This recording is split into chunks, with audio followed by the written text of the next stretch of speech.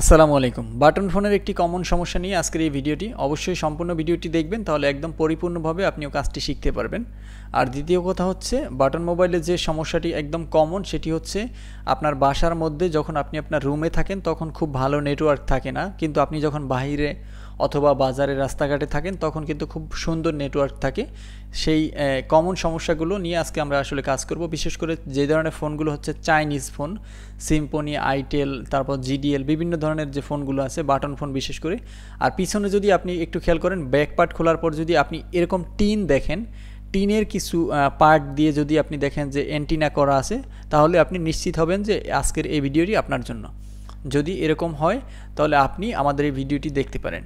তো ভিডিওতে অবশ্যই একটি লাইক করবেন, কমেন্ট করবেন এবং হচ্ছে আমাদের চ্যানেলটিকে সাবস্ক্রাইব করবেন।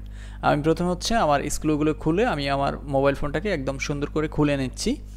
তারপর হচ্ছে আপনাদেরকে আমি ধীরে ধীরে পর্যায়ক্রমে কী সমস্যা সেটিও আপনাদেরকে দেখাচ্ছি।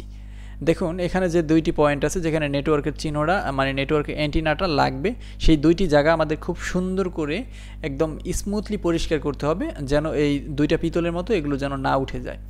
তাতাল ব্যবহার করে আমরা হচ্ছে টিনের সাথে প্লাস্টিকের যে ফাঁকা অংশটুকু আছে একটু একদম শন দিয়ে ধরে হচ্ছে এটাকে খুব সুন্দর করে লাগিয়ে দেব, যাতে কোনো ফাঁকা না থাকে, এটা যেন উপরে উঠতে না পারে।